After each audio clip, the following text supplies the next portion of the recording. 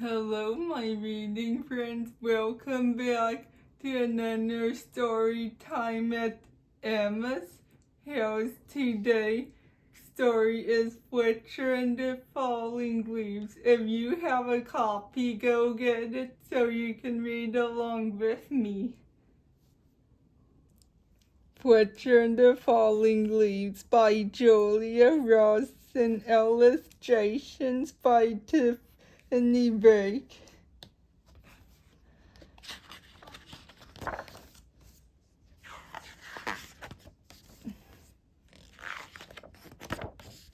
The world was changing each morning when Fletcher wandered out of the den. Everything seemed a little bit different. The rich green of the forest was turning to a dusty gold, and the soft swishing sound of summer was fading to a crinkly whisper. Fletcher's favorite tree looked old, dry and brown. Fletcher was beginning to get worried. "I think my tree is sick," said Fletcher. "What's wrong with it?" his mother asked. "Its leaves are turning brown," said Fletcher. "Don't worry, it's only autumn," she said. Fletcher ran back to his tree and patted the rough bark. "Don't worry, it's only autumn," he said. You'll be feeling better soon."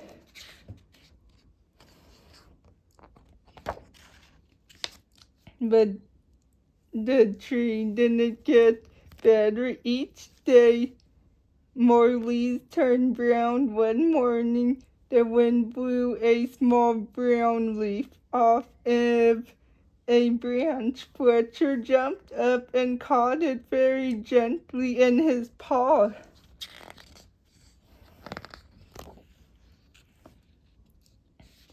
"Don't worry, tree, I got your leaf. I'll fix you." Fletcher looked around, picked a piece of grass, and carefully tied the leaf to a branch. Just then another gust of wind ruffled Fletcher's fur. The other leaf shook itself free and fluttered back to the ground. Fletcher picked it up again and thought very hard. Then he poked the leaf onto a twig and pushed it down firmly.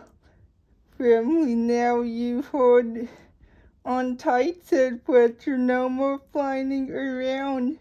The little leaf gave a tiny rustle in reply. The next day, a strong wind was blowing through the forest. Fletcher rushed out the den and ran all the way to his tree. Lots of branches were bare and little lost leaves from everywhere. "Don't worry, tree, I will catch them for you, I promise." Round and round and round roared Fletcher after the swirling leaves.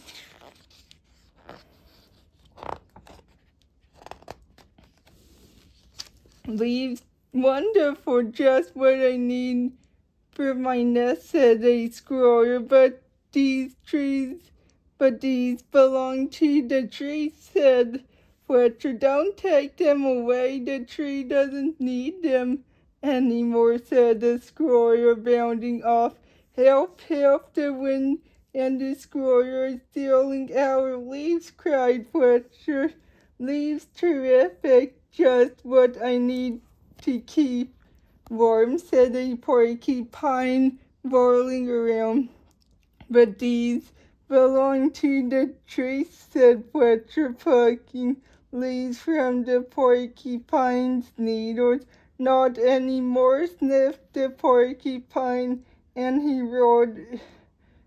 away he rolled. "Help, help, The wind destroyer and the porcupine are stealing our leaves, cried Fletcher. Suddenly a flock of friendly birds swooped down from the sky.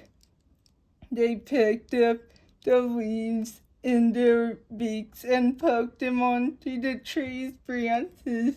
Soon the tree was leafy again, and Fletcher flopped down and smiled. "Thank you, birds.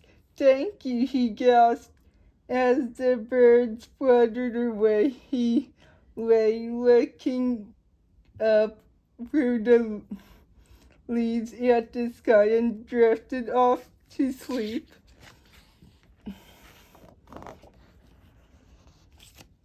But the wind continued to blow, and the branches still danced. The leaves shivered and shook themselves and began to wiggle free. They tossed and turned and twitched and tumbled to the ground.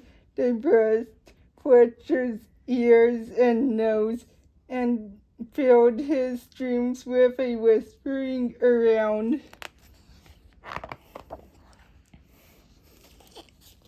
When Fletcher finally woke up, he couldn't believe his eyes. Instead of a roof of dancing leaves, he could see where bare branches against the sky. "Oh, tree, I am so sorry," gulped Fletcher. "All your leaves are gone." But then he saw high branches, one small leaf still holding on. "I won't let the wind steal that one," said Fletcher as he began to climb. He crawled along to the last leaf and held it firmly onto its branch.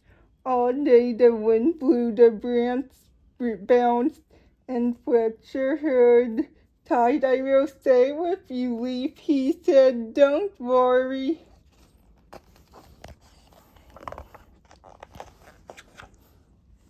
But then, with a sudden whoosh of wind, the branch bounced high. With a pip, the leaf let go and fluttered like a leather flag clutched in Fletcher's paw.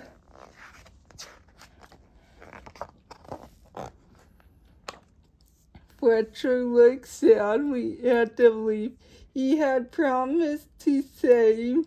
He carried it carefully down the tree and back to the den. He made a cozy little bed for it and gently tucked it in, but all night he could not lie long. He could only think of his tree all on its own.